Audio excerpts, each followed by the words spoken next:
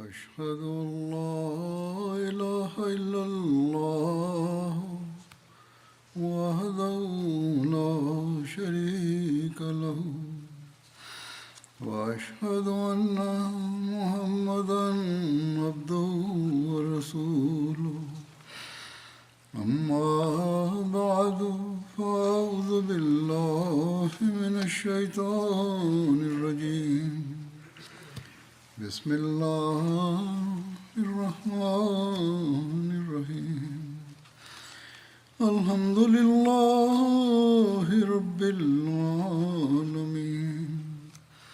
الرحمن الرحيم مالك يوم الدين إياك نعبد وإياك نستعين اهدنا الصراط المستقيم صراط الذين أنعمت عليهم غير المغضوب عليهم ولا الضالين. Sur la biographie et le caractère du saint prophète Mohammed paix soit lui. Je présente ici des détails supplémentaires à propos de cette bataille. Le saint prophète Mohammed paix soit lui était le plus proche de l'ennemi parmi les combattants musulmans. 15 d'entre ces combattants musulmans sont demeurés inébranlables à ses côtés. Parmi eux se trouvaient 8 muhajirines, dont Abu Bakr, Omar, Talha, Zubair, Abdurrahman bin Auf, Saad bin Abi Waqqas, Abu Ubaida bin al-Jarrah, ainsi que 7 Ansari, parmi lesquels se trouvaient Hubba bin al-Munzir Abu Jajana, Asim bin Thabit, Harith bin Simma, Sahel bin Hunayf et Saad bin Mu'adh, ou Saad bin Ubada selon d'autres récits.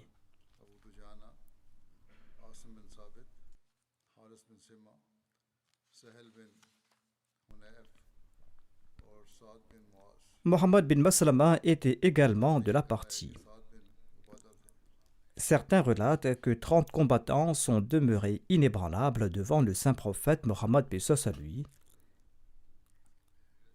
Tous disaient que leur visage protégeait le visage du saint prophète Mohammed paix soit lui et que sa vie protégeait la sienne, et ils se disaient prêts à se sacrifier pour le saint prophète Mohammed paix soit lui. Ils se vouaient à protéger le saint prophète Mohammed paix soit lui et à offrir leur vie pour garantir la sienne. Selon un autre récit, 11 combattants et Talha bin Ubaydullah était le seul entourant le saint prophète Mohammed sallallahu alayhi wa sallam. Selon un autre récit, quand les païens avaient encerclé le saint prophète Mohammed paix soit lui, celui-ci se trouvait entre 7 compagnons Ansari et un compagnon issu des Qurayshites. Selon un autre récit, le saint prophète Mohammed paix soit lui était demeuré seul en compagnie de 9 individus, 7 parmi les Ansar et 2 parmi les Qurayshites. L'envoyé d'Allah sallallahu alayhi wa sallam était le 10e d'entre eux.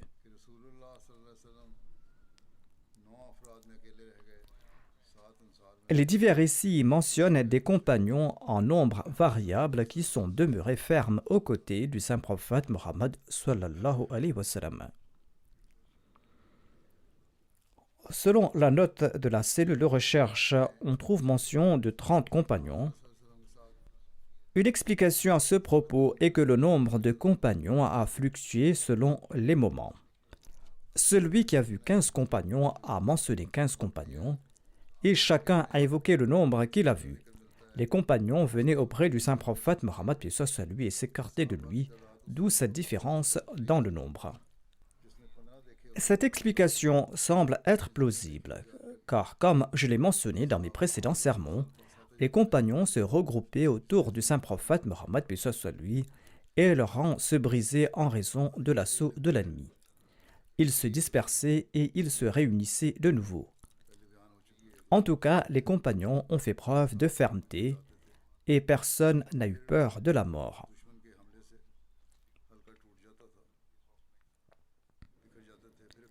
Le jour de la bataille d'Uhud, les compagnons avaient prêté serment au saint prophète Mohammed paix soit lui de le défendre jusqu'à la mort. Quand en apparence les musulmans avaient été vaincus, ses compagnons sont demeurés inébranlables. Ils ont mis leur vie en jeu pour défendre la vie du saint prophète Mohammed paix soit lui, tant et si bien que certains d'entre eux sont tombés à martyrs. 8 compagnons ont prêté allégeance sur la main bénie du saint prophète Mohammed paix soit lui pour le défendre jusqu'à la mort. Abu Bakr radhiyallahu anhu, Omar radhiyallahu anhu, Talha, Az-Zubair, Sa'ad, Sahal bin Hunayf, Abu Dujana radhiyallahu anhu, Harith bin Simma radhiyallahu anhu, Khubab bin al-Munzir radhiyallahu anhu, Asim bin Thabit radhiyallahu anhu faisaient partie de ses compagnons, de ces personnes chanceuses qui avaient pris cet engagement selon les récits. Aucun d'entre eux n'est tombé en martyr.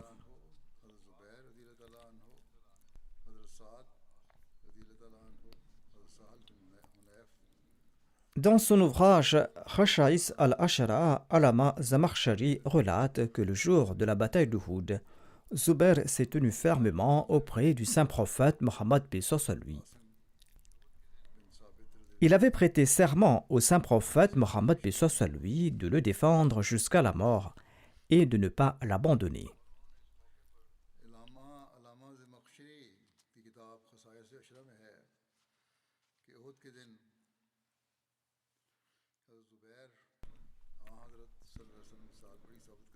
En évoquant la fermeté et la loyauté des compagnons au cours de la bataille d'Uhud, Hazrat Mirza Bashir Ahmad Sahib explique ceci dans son ouvrage Sirat Khatamun Nabiyyin. Il déclare: l'histoire est incapable de présenter les exploits de bravoure déployés par les compagnons qui s'étaient rassemblés autour du saint prophète Mohammed paix soit lui. Ils tournaient autour du saint prophète Mohammed paix soit lui comme des papillons de nuit autour d'une flamme et ils mettaient leur vie en jeu pour le saint prophète Mohammed paix soit lui. Les compagnons prenaient tous les coups sur eux-mêmes tout en protégeant le saint prophète Mohammed paix soit lui et ils ne cessaient à frapper l'ennemi. Il ajoute: mais combien de temps ces quelques dévots pourraient-ils résister à ces grands flots qui les frappaient sur tous les fronts avec ces vagues terribles? Les musulmans bassaient d'un côté à l'autre à chaque vague d'attaque menée par l'ennemi. Mais dès que la force de l'ennemi faiblissait, ces musulmans se battaient et retournaient autour de leur maître bien-aimé. Parfois, l'attaque était si violente que le saint prophète Mohammed paix soit lui demeurait pratiquement tout seul. Ainsi, à un moment, il n'y avait que 12 hommes autour de l'envoyé d'Allah, paix soit lui. Et il y avait même un moment où pas plus de 2 personnes étaient demeurées autour du saint prophète Mohammed, paix soit lui. Parmi ses fidèles compagnons se trouvaient Abu Bakr, Ali, Talha, Az-Zubair, Sa'ad bin Abi Waqqas, Abu Dujana al-Ansari, Sa'ad bin Mu'adh et Talha al-Ansari. Ce sont les noms que l'on évoque à propos de ces incidents. Ce passage explique les récits présentant un nombre fluctuant de compagnons autour du saint prophète Mohammed paix soit lui. Leur nombre diminuait ou augmentait en raison de l'attaque. Le Messie premier l'Islam explique ce point en répondant à une accusation des chrétiens contre la personne du saint prophète Mohammed paix soit lui. Cette accusation était que le saint prophète Mohammed paix soit lui aurait autorisé le mensonge.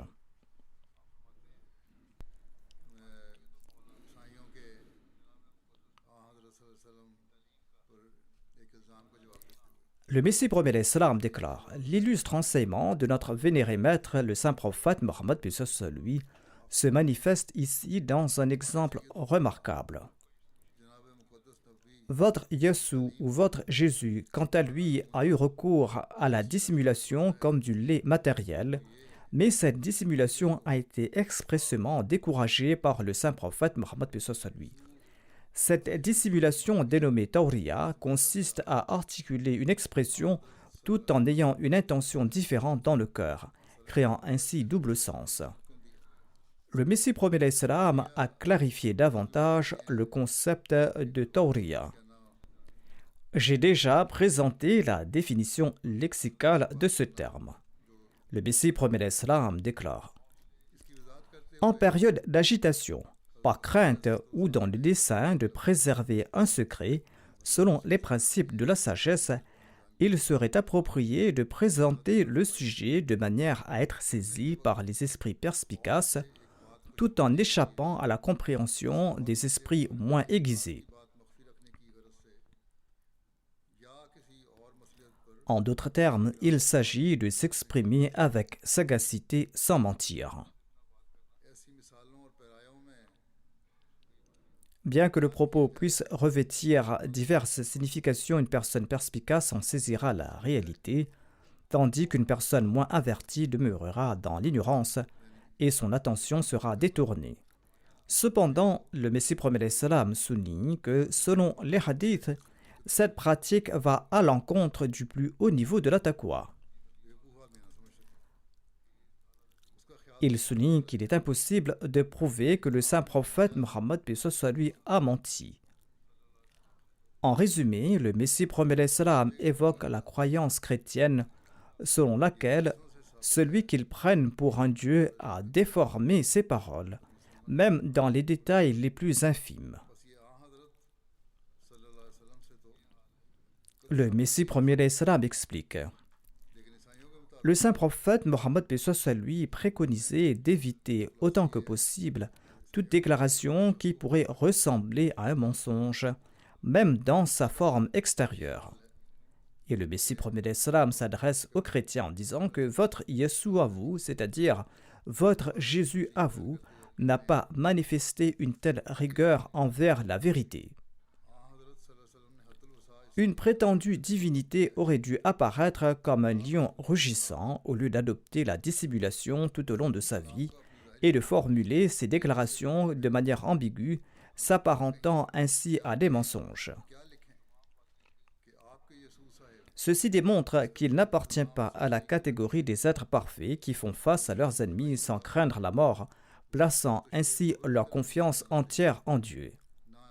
Ici, le Messie premier l'Islam s'adresse aux chrétiens et il leur dit que, contrairement à cela, celui que vous considérez comme un Dieu a vécu toute sa vie en utilisant la dissimulation, démontrant ainsi une faiblesse qui est contraire à l'attitude courageuse des vrais croyants qui placent leur confiance en Dieu, y compris les prophètes de Dieu.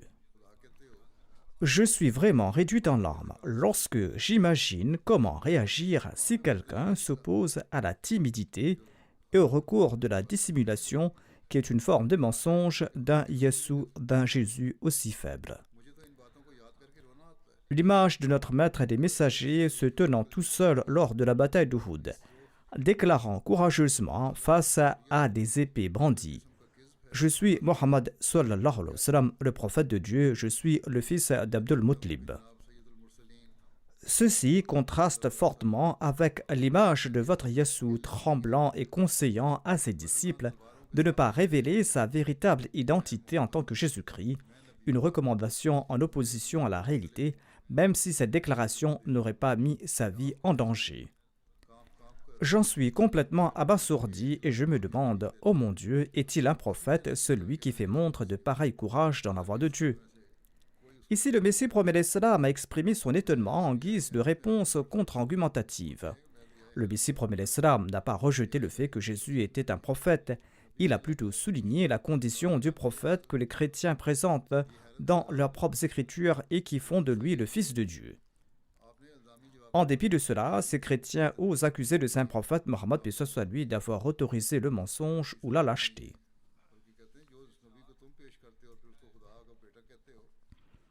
Ibn Ishaq rapporte qu'au moment où les mécréants encerclaient le saint prophète Mohammed paix soit lui, il s'est exclamé: qui parmi vous va se sacrifier pour notre cause? Ziyad bin Sakan s'est avancé avec 5 compagnons Ansari, et selon certaines sources, il pourrait s'agir d'Amara bin Yazid bin Sakan. Ainsi, ils se sont vaillamment battus devant le saint prophète Mohammed paix soit lui, et ils sont tombés en martyrs les uns après les autres, jusqu'à ce que Ziyad ou Ammara, le dernier d'entre eux, succombe après avoir subi de nombreuses blessures. Ensuite, un groupe de musulmans est revenu et a repoussé les polythéistes loin du messager d'Allah sallallahu alayhi wa sallam. Après cette victoire, l'envoyé d'Allah paix soit lui a demandé « Amenez-moi Ziyad bin Sakan ». Ziyad fut présenté au saint prophète Mohammed paix soit lui tandis qu'il prenait ses derniers souffles. L'envoyé d'Allah a déclaré « Approchez-le de moi ». Les compagnons l'ont approché de l'envoyé d'Allah paix soit lui. Le saint prophète a rapproché ses pieds sacrés vers lui. Celui-ci a posé son visage sur les pieds bénis du saint prophète Mohammed paix soit lui. Ainsi Ziyad a rendu l'âme dans cette position avec son visage sur les pieds sacrés de l'envoyé d'Allah sallallahu alayhi wa sallam. Sa dépouille portait 14 blessures. Hazrat Mirza Bashir Ahmad Sahib commente: à une occasion, quand une attaque extraordinaire des Qurayshites se dessinait, le saint prophète Mohammed paix soit lui s'est écrié: qui est prêt à se sacrifier pour la cause d'Allah en ces instants? Ces paroles ont atteint un Ansari accompagné de 6 autres compagnons Ansar, et ils se sont portés volontaires. Chacun d'entre eux a offert sa vie en se battant autour du saint prophète Mohammed paix soit lui. Le chef de ce groupe était Ziyad bin Sakan. Quand cette attaque formidable des Koufars s'est atténuée, et lorsque les autres compagnons sont retournés au saint prophète Mohammed paix soit lui, et que le lieu était calme, le saint prophète Mohammed paix soit lui a ordonné qu'on lui amène Ziyad qui était blessé. Les gens ont présenté Ziyad au saint prophète Mohammed paix soit lui. Ziyad était encore en train de respirer, mais il était sur le point de s'éteindre. Dans cet état, il a soulevé péniblement sa tête et il a posé sa tête sur les pieds du saint prophète Mohammed paix soit lui, et c'est ainsi qu'il a rendu l'âme. On trouve également mention du martyr de Musab bin Omer qui combattait devant le saint prophète Mohammed paix soit lui et qui a été tué au combat par Ibn Qamiya. L'histoire rapporte que Musab bin Omer, le porte-drapeau musulman Aoud, a vaillamment défendu le drapeau musulman. Le jour de la bataille d'Uhud, Musab portait le drapeau lorsque Ibn Qamiya, à cheval, l'a attaqué et lui a coupé le bras droit qui tenait le drapeau musulman. Malgré cela, Musab a tenu fermement le drapeau de sa main gauche. Ibn Qamiya lui a tranché la main gauche et sur ce, Musab a tenu le drapeau islamique contre sa poitrine avec ses 2 bras. Ibn Qamiya a lancé une 3e attaque avec sa lance et il a planté la lance dans la poitrine de Musab. La lance s'est brisée et Musab bin Omer est tombé. 2 hommes de parmi les Banu Abduddar, Suwaybit bin Sa'd bin Harmala et Abu Rum bin Omer, se sont présentés. Abu Rum bin Omer a pris le drapeau et il l'a tenu fermement entre ses mains jusqu'à la suite des événements. Par la suite, les musulmans sont retournés à Médine après la bataille. Ceci a été documenté dans un livre d'histoire. Cependant, selon d'autres récits, par la suite, l'envoyé d'Allah paix soit lui a confié le drapeau à Ali. Hazrat Mirza Bashir Ahmad Sahib relate ceci à ce propos.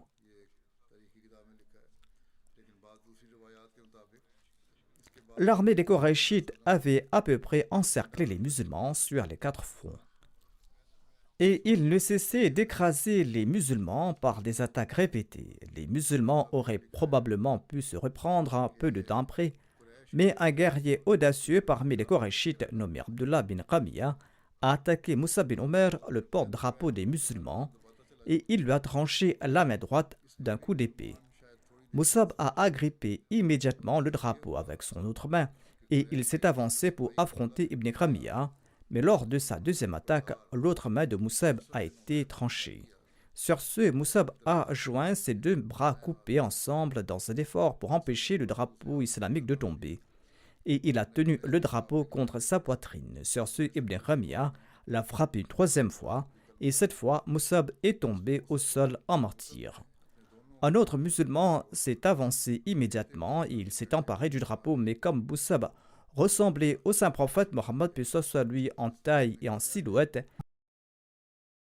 avoir tué le saint prophète Mohammed, puis soit lui. Il est également probable qu'il l'a fait par malice ou pour tromper les musulmans, mais en tout cas, lorsque Musab est tombé en martyr, Ibn Qamiya s'est exclamé qu'il avait tué Mohammed sallallahu alayhi wa sallam. En entendant cette nouvelle, les musulmans ont perdu tout ce qui leur restait de leur sang-froid, ils ont perdu leur formation.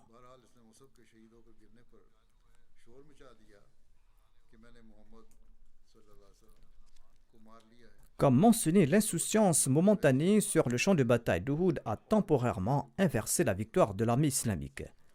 Cependant, le messager d'Allah sallallahu alayhi wa sallam est acclamé comme le meilleur général de l'histoire militaire grâce à ses décisions sages et promptes.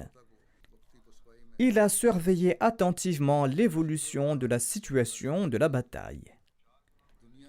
Il a préservé ses troupes dispersées et vulnérables contre une force ennemie 4 fois plus importante, empêchant ainsi la concrétisation de l'intention malveillante de l'ennemi qui était de totalement anéantir l'armée islamique. Suite au martyr de Moussa bin Omer, le messager d'Allah sallallahu alayhi wa sallam a confié le drapeau de l'armée islamique à Ali. Il a pris le drapeau des musulmans entre ses mains et il s'est lancé contre l'ennemi enivré de sa victoire. Sa bravoure au combat a grandement stimulé le moral de l'armée islamique qui était alors en désarroi. Ali, accompagné d'un petit contingent de l'armée islamique, s'est réuni autour du messager d'Allah et il a dirigé une bataille si décisive que la retraite des polythéistes s'est imposée comme la seule option. Ainsi, guidé par le messager d'Allah, sallallahu alayhi wa sallam, ce petit groupe a avancé vers l'armée islamique dispersée sur le champ de bataille. L'armée islamique qui avait perdu courage après avoir appris la nouvelle du martyr du messager d'Allah, sallallahu alayhi wa sallam. Les polythéistes de la Mecque ont lancé un violent assaut afin d'endiguer le retour de l'armée islamique. Cependant, la stratégie de retraite du saint prophète, paix soit lui, était si efficace que cette poignée de combattants a pu se tenir épaule contre épaule en demi-cercle, tout en écrasant toutes les attaques de l'ennemi, s'est laissé glisser vers la vallée. L'ennemi a fait tout son possible pour les encercler, mais le saint prophète Mohammed, paix soit lui, a vaincu leur assaut et s'est frayé un chemin vers l'avant. On trouve aussi mention du fait que les compagnons en combat s'étaient endormis et assoupis lors de la bataille d'Uhud. Allah a créé cette situation durant laquelle ils se sont assoupis. Voici les détails à ce propos. Zubair bin al-Awwam relate ceci: j'étais tout près du saint prophète Mohammed, paix soit lui, lorsque les musulmans avaient subi un revers lors de la bataille d'Uhud. Alors que nous avions perdu nos sens et nous étions effrayés, nous étions passés par un état de somnolence. Chacun d'entre nous avait le menton sur la poitrine, c'est-à-dire que nous nous étions assoupis. Par Allah, c'était comme si j'entendais la voix de Mu'attib bin Kusher dans un rêve. Il disait: si le choix nous avait été donné, nous n'aurions pas été tués ici. Mu'attib bin Kusher était un compagnon parmi les Ansar. Il avait participé à la Bayra d'Aqaba ainsi qu'aux batailles de Badr et d'Uhud. Je me suis souvenu de sa phrase que je croyais avoir entendue dans un rêve. Allah a révélé ce verset à propos de cette situation.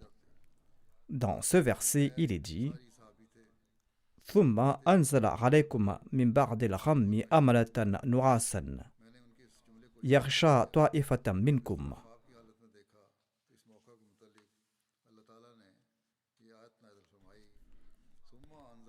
wa ta'ifatum minkum qad ahammathum anfusuhum yadhunnuna billahi ghayra al-haqqi dhanna al-jahiliyya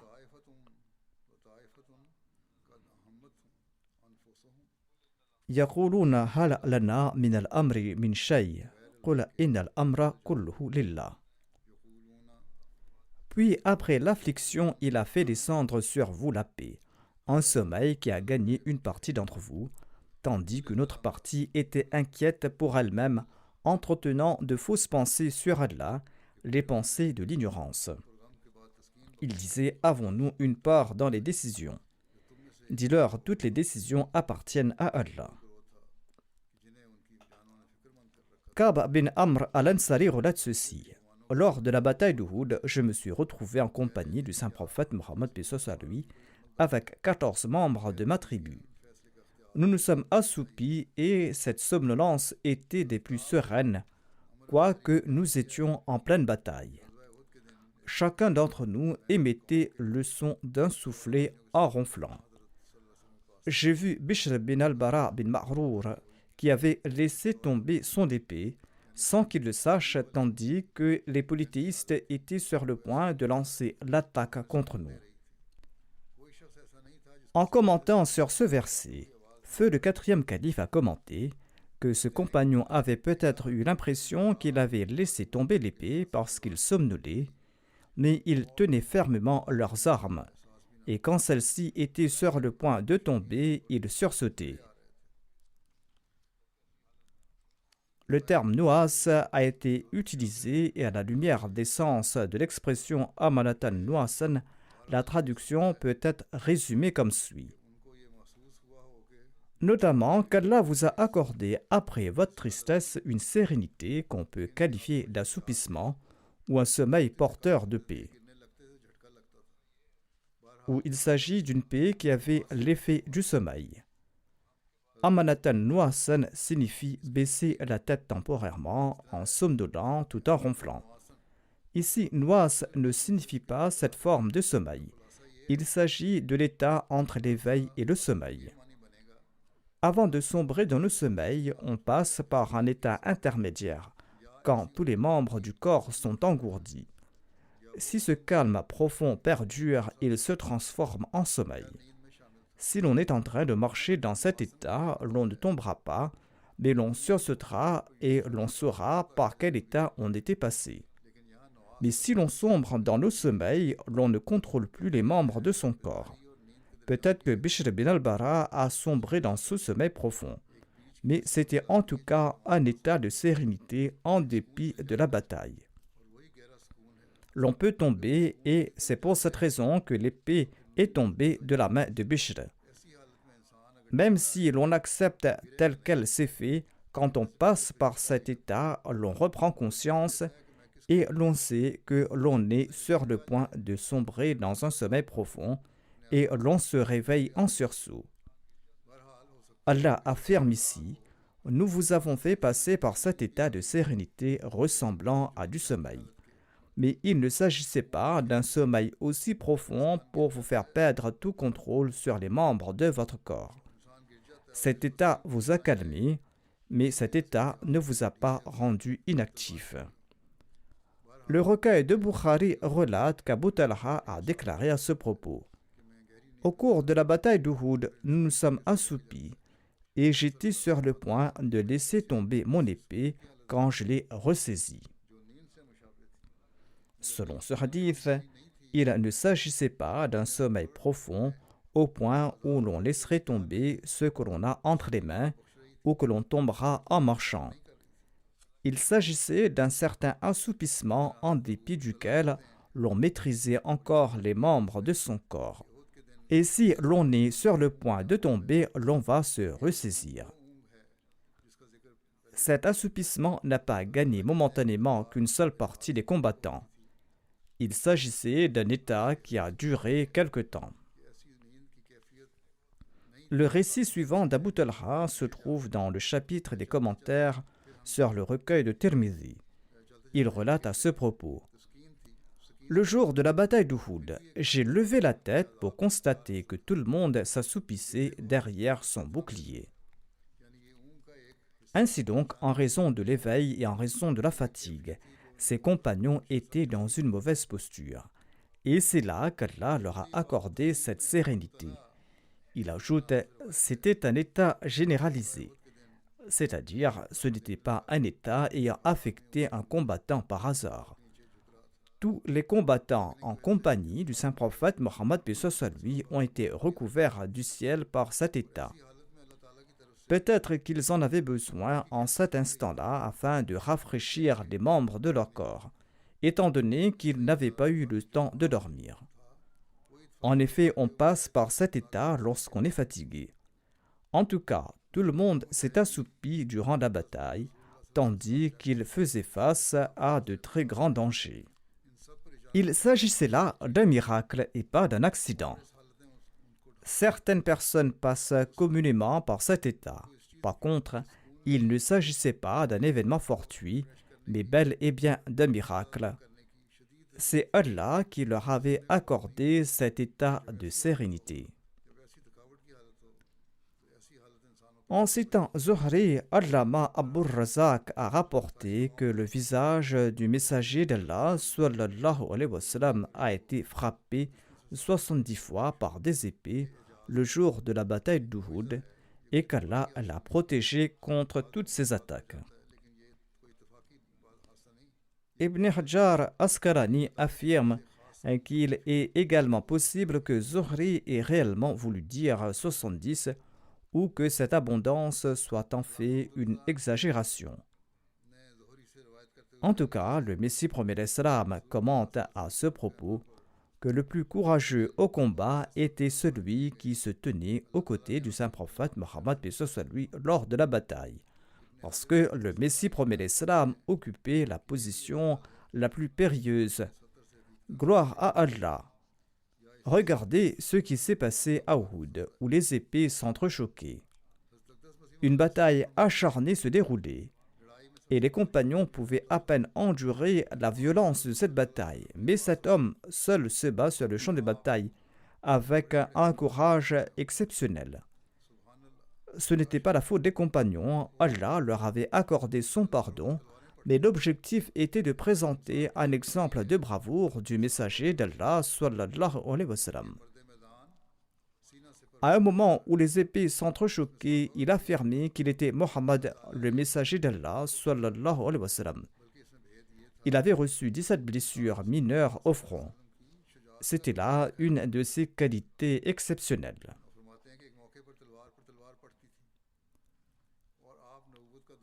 Les récits décrivent aussi l'incident de la chute du saint prophète Mohammed paix soit lui dans une fosse. Selon les récits, Abu Amir Fasik aurait creusé plusieurs fosses sur le champ d'Uhud dans le but de nuire aux musulmans en les y faisant tomber accidentellement. Le saint prophète Mohammed paix soit lui est tombé dans une de ces fosses par mégarde. Il avait perdu connaissance et il s'était blessé au genou. Ali a pris rapidement le saint prophète Mohammed paix soit lui dans ses bras et Talha bin Ubaydullah a soulevé le saint prophète Mohammed paix soit lui pour le faire sortir de la fosse. La cause de la chute du saint prophète Mohammed paix soit lui était le misérable Ibn Khamiya qui l'avait attaqué et l'avait frappé avec son épée.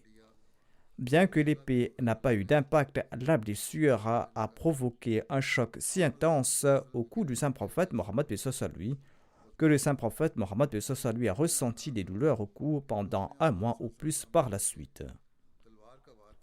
Au même moment, on lui a lancé des pierres et l'une d'entre elles a touché son dos. D'autre part, Utba bin Abi Waqas, le frère de Saad bin Abi Waqas, a envoyé une pierre sur l'envoyé d'Allah sallallahu alayhi wa sallam. La pierre a atteint sa bouche et a brisé sa dent quadrilatérale inférieure, la dent située entre la dent de devant et sa canine. Et au même moment, sa lèvre inférieure a été déchirée. L'imam Ibn Hajar Asqalani affirme qu'un morceau de la dent a été cassé et que la dent n'a pas été arrachée de la racine. Quand Saad bin Abi Waqas, le frère d'Utba, a appris que c'était son propre frère qui avait attaqué le saint prophète Mohammed paix soit lui, il a pénétré dans les rangs de l'armée ennemie pour le poursuivre dans un esprit de vengeance. Saad bin Abi Waqas relate « J'étais tellement déterminé à le tuer que je n'avais jamais ressenti pareille intensité émotionnelle pour quoi que ce soit en ce monde. Cependant, Utba a pu s'éclipser. Il a fait demi-tour et a repris sa recherche, mais à chaque fois qu'il s'approchait, Utba arrivait à s'échapper. Lorsque Saad s'apprêtait à partir pour la troisième fois, l'envoyé d'Allah paix soit lui a dit « Ô serviteur de Dieu, as-tu l'intention de sacrifier ta vie? Saad relate, je me suis retenu en raison de l'interdiction du saint prophète Mohammed sallallahu alayhi wa sallam. L'envoyé d'Allah sallallahu alayhi wa sallam a prié en ce sens contre Utba bin Abi Waqas. Ô Allah, ne permet pas que l'année se passe sans qu'il meure dans un état de mécréance. Allah a exaucé cette prière d'une manière que Hatib bin Abi Balta'a l'a tué ce même jour. Hatib relate, quand j'ai vu le comportement lâche d'Utba bin Abi Waqas, j'ai immédiatement demandé à l'envoyé d'Allah, paix soit lui, dans quelle direction il était parti. L'envoyé d'Allah, paix soit lui, m'a indiqué la direction et je me suis mis à sa poursuite immédiatement et je l'ai trouvé dans un endroit précis. Je l'ai immédiatement frappé avec mon épée et je lui ai tranché le cou et je suis parti. J'ai pris son épée et j'ai pris son cheval et je les ai présentés au saint prophète, paix soit lui. En entendant la nouvelle de sa mort, l'envoyé d'Allah, paix soit lui, a répété à 2 reprises « Allah est satisfait de toi, Allah est satisfait de toi ». Le casque que portait l'envoyé d'Allah sallallahu alayhi wa sallam a également été brisé lors de cette attaque. Il a été blessé au visage lors de ces attaques incessantes de l'ennemi. Il avait des entailles à la peau. L'un de ses assaillants qu'il avait attaqué au visage était Abdullah bin Shihab Zuhri, qui par la suite a embrassé l'islam. Ces récits sont en cours, je partagerai la suite ultérieurement, Inch'Allah. Je souhaite à présent mentionner quelques personnes qui sont décédées récemment. Le premier défunt est le respecté Abu Hilmi Mohamed Ukasha de la Palestine. Sharif Orde écrit à son sujet, notre frère Ahmadi de Gaza, Mohamed Ukasha, a été brutalement tué quelques jours de cela. On a découvert sa dépouille non loin de son domicile. Inna lillahi wa inna ilayhi raji'un. Le défunt était un Ahmadi sincère. Il avait 75 ans. Il avait abandonné son village natal pour s'établir dans le camp de réfugiés de Jabalia à Gaza. Il avait 7 fils, 5 filles et 35 petits-enfants. L'un de ses petits-fils a déclaré qu'il n'avait pas pu le contacter depuis plusieurs semaines. Lors de la pause temporaire, lors des combats, il est parti à sa recherche, mais ne l'a pas trouvé chez lui. Il a découvert sa dépouille à une centaine de mètres de sa maison parmi les cadavres. Il avait été tué d'une balle à la tête. Yassir Shaheen al-Ahmadi de Gaza relate ceci. 10 ans auparavant, le défunt avait fait installer une antenne parabolique et il m'a demandé de l'aider à trouver la chaîne MTA. À l'époque, c'est grâce à lui que j'ai appris l'existence de l'Ahmadiyya. Quelque temps plus tard, il m'a donné des détails sur la Jamaat et il m'a envoyé quelques ouvrages. Ensuite, nous avons poursuivi nos discussions pendant un certain moment et j'ai accompli la prière istikhara, après quoi ma femme et moi, nous avons prêté le serment d'allégeance. Mohamed Ukasha était très heureux quand j'ai prêté le serment d'allégeance et notre lien s'est consolidé davantage. Il passait des heures à me partager des commentaires sur des versets du Saint-Coran. Il me lisait des extraits du Tafsir Kabir et m'expliquait des concepts tels que l'abrogation. Sa manière de parler était très sympathique et il travaillait sur un livre depuis un certain temps et il me conviait à l'écouter pour bénéficier de mes suggestions et discuter de divers sujets. Il envisageait d'agrandir sa maison pour créer une bibliothèque où il pourrait conserver des photocopies de la littérature de la communauté, mais sa famille le tourmentait à raison de sa foi à l'Ahmadiyya et il n'a pas pu réaliser son souhait. C'est par son intermédiaire que j'ai fait connaissance de la Jamaat à Gaza. Nous lui rendions visite dans son salon. Durant ces dernières années, en raison de sa santé déclinante, il restait à la maison car il éprouvait des difficultés à se déplacer. Un autre Ahmadi de Gaza relate ceci. Le défunt était grand, il était mince, il portait une barbe blanche.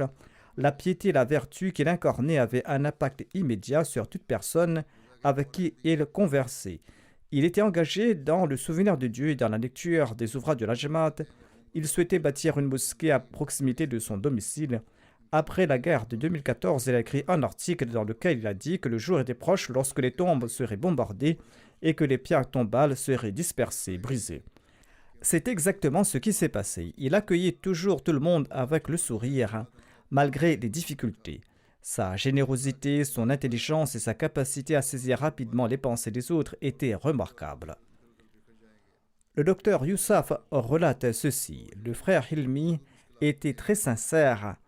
Il était un Ahmadi sincère, un véritable Ahmadi. Avant même d'embrasser l'Ahmadiyya, sa mentalité et ses relations étaient celles d'un Ahmadi, et c'est ainsi qu'il a prêté allégeance dès qu'il a appris l'existence de la Jamaat. Après avoir prêté le serment d'allégeance, il partageait des informations sur l'Ahmadiyya avec des érudits et d'autres résidents de la région, ce qui lui a attiré une forte opposition et des difficultés de la part de sa famille. Durant ces derniers jours, il marchait avec ses béquilles et il était le premier arrivé à la prière du vendredi ou à toute réunion, même s'il faisait face à de grandes difficultés et des dangers sur le chemin en raison de l'opposition. Il offrait ses contributions financières avant les autres, même s'il n'avait pas beaucoup d'argent. Il souhaitait que la communauté et ses croyances soient diffusées dans le monde entier car elles représentent la solution à tous les problèmes de l'humanité. Il avait l'intention d'offrir sa maison ou une partie de son terrain à la communauté afin d'y faire construire une mosquée et le siège de la communauté, mais ses parents s'y sont opposés. Qu'Allah élève son rang et que ses enfants profitent de ses prières, que ses enfants et ses proches comprennent l'Ahmadiyya, l'islam véritable, et qu'ils puissent connaître la paix et la sécurité. Qu'Allah accorde la paix dans leur région et qu'Allah arrête les oppresseurs et les élimine. Israël entame également une opération militaire à sa frontière avec le Liban pour combattre le Hezbollah, et cela ne fera qu'aggraver la situation. De même, les États-Unis et la Grande-Bretagne ont lancé une opération militaire contre la tribu des Houthis au Yémen. Tous ces éléments ne font qu'étendre la guerre. Aujourd'hui, de nombreux commentateurs ont déclaré qu'une guerre mondiale semble s'approcher. Les prières sont grandement nécessaires. Qu'Allah accorde la compréhension et la sagesse à l'humanité. La deuxième défunte que j'évoquerai est la respectée Amatur Nasir Zafar Sahiba, épouse de Haïdar Ali Zafar, missionnaire en Allemagne. Elle est décédée quelques jours de cela. Inna lillahi wa inna ilayhi raji'un. Par la grâce d'Allah, elle était une moussia. Outre son mari, elle laisse derrière elle un fils et 2 filles. Son grand-père maternel, Chowdhury Aminullah radhiyallahu anhu, était un compagnon du Messie promis à l'Islam. Haïdar Ali Zafar Sahib écrit ceci à son sujet. Je suis missionnaire et j'ai servi sur le terrain à différentes époques. Ma défunte épouse a vécu séparée de moi pendant environ 12 ans, mais elle ne s'était jamais plainte à ce propos. Un jour, lorsqu'un incident l'a perturbée, je lui ai demandé pourquoi elle ne m'avait pas informé plus tôt. Elle a répondu qu'elle ne voulait pas me déranger pendant mon engagement sur le terrain. La défunte a servi comme présidente locale de la Lajna de la région de Betusufu à Francfort en Allemagne. Au cours de l'année du jubilé du califat, elle a servi comme présidente de la Lajna Imaïla de Francfort. Elle était très assidue dans ses prières et dans ses jeûnes. Elle accomplissait la prière de Tahajjud, la prière volontaire avant l'aube, et récitait régulièrement le Saint-Coran. Elle était très charitable et intentionnée et elle s'acquittait de ses contributions financières à temps. Qu'Allah lui accorde son pardon et sa miséricorde. La prochaine défunte se nomme Nassim Akhtar Sahiba, épouse de Habibullah Kahlun Sahib de Gatalian. Elle est décédée récemment. Inna lillahi wa inna ilayhi raji'un. Par la grâce d'Allah, elle était moussia et elle a complété toutes ses cotisations dans le fonds d'Al-Wasiya avant son décès. Elle avait payé sa hissa jaydad de son vivant. Outre son mari, elle laisse derrière elle 6 fils et 2 filles. L'une de ses filles était décédée durant son vivant. Elle a élevé ses enfants avec beaucoup d'amour et leur a imparti une bonne éducation. 4 de ses fils sont des Wakifin et Zindagi. Un de ses fils, Navid Adel, est le missionnaire en charge du Libéria. En raison de son affectation sur le terrain, il n'a pas pu assister aux funérailles de sa mère. Le fils de la défunte relate « L'Ahmadiyya a été introduit dans sa famille par l'intermédiaire du père de sa défunte mère, Maula Basha, qui avait prêté le serment d'allégeance à l'époque du deuxième calife. La défunte possédait de bonnes connaissances religieuses. Parfois, certaines personnes lui demandaient quel était son niveau d'éducation formelle, bien qu'elle n'ait pas fait d'éducation séculière approfondie. La défunte disait fréquemment que son intérêt pour les connaissances religieuses était hérité de son père qui écoutait assidûment les enseignements et les conférences à la mosquée et les répétait scrupuleusement à la maison. De ce fait, les parents peuvent exercer une influence significative s'ils s'engagent dans de telles discussions au sein de leur foyer. L'amour pour la communauté et le califat de la défunte était sans limite. Elle n'avait peur de rien et elle faisait grand honneur à sa foi. Elle ne tolérait aucune critique envers la communauté le Messie premier d'Islam. Elle était assidue dans ses prières et accomplissait régulièrement la prière de Tahajjud. Elle accomplissait régulièrement l'itikaf, sauf durant les dernières années de sa vie. Elle complétait une récitation complète du Saint-Coran 3 ou 4 fois durant le Ramadan. Elle se consacrait au souvenir de Dieu et récitait souvent le Daroud. Un jour, elle est tombée accidentellement et s'est brisé la jambe. Adil Saheb, son fils qui est missionnaire, relate ceci. Mon frère et moi, nous étions avec lui. Au moment de partir, elle est tombée et elle a subi une fracture à la jambe. Et elle m'a dit de partir accomplir mon devoir et elle a fait venir son gendre d'une ville voisine et elle s'est rendue à l'hôpital avec lui. Et elle m'a dit à moi, son fils, que je dois partir sur mon lieu d'affectation pour servir à la religion immédiatement. Navid Adil Saheb relate, 7 ans plus tard, je suis parti lui rendre visite durant mes vacances et elle m'a dit que la vie et la mort sont entre les mains de Dieu. Personne ne sait quand on va quitter ce monde. Ainsi donc, si elle devait mourir, je ne devais pas quitter mon lieu d'affectation et je devais rester là où je me trouve. Ainsi donc, son fils est demeuré dans son lieu d'affectation et il n'a pas pu participer aux funérailles de sa mère. La prochaine défunte que j'évoquerai est la respectable Mubaraka Begum Saheba, épouse de Rashid Ahmad Zamir de l'état de Bashirabad. Elle est décédée récemment. Inna lillahi wa inna ilayhi raji'un. Baha'u'l Haq, le père de la défunte, a introduit l'Ahmadiyya dans sa famille. Il avait prêté allégeance aux mains du deuxième calife en 1948.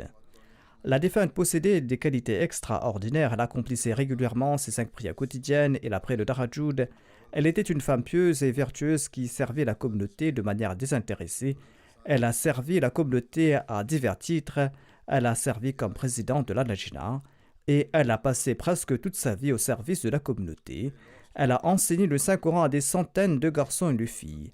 Elle portait le voile avec beaucoup d'attention et inculquait cette habitude aux jeunes filles. Elle participait activement à des œuvres caritatives et elle répondait aux besoins des pauvres et des veuves. Elle a aidé de nombreuses filles pauvres et des orphelines à se marier. Elle a enseigné la couture à de nombreuses jeunes filles.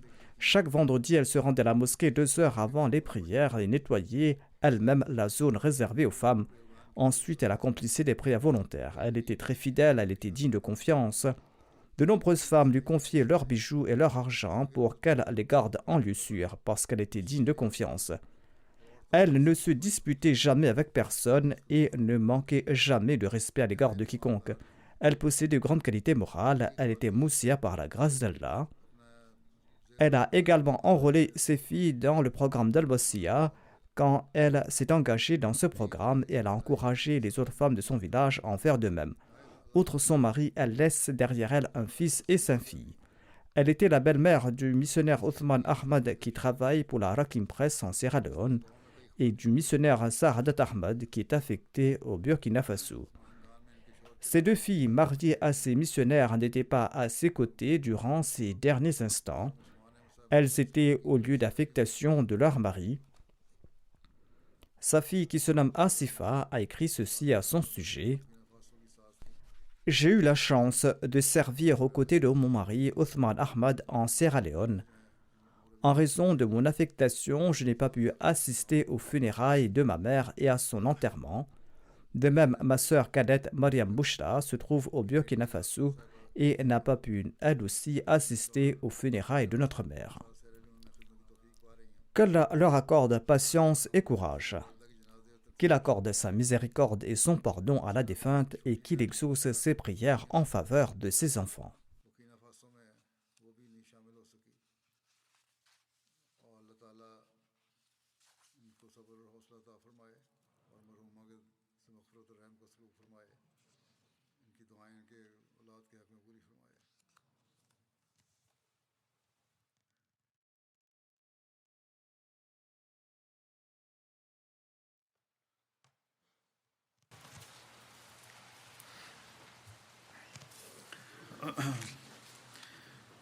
الحمد لله الحمد لله نحمده ونستعينه ونستغفره ونؤمن به ونتوكل عليه ونعوذ بالله من شرور أنفسنا ومن سيئات أعمالنا من يهده الله فلا مضل له ومن يضلل فلا هادي له ونشهد أن لا إله إلا الله ونشهد أن محمدا عبده ورسوله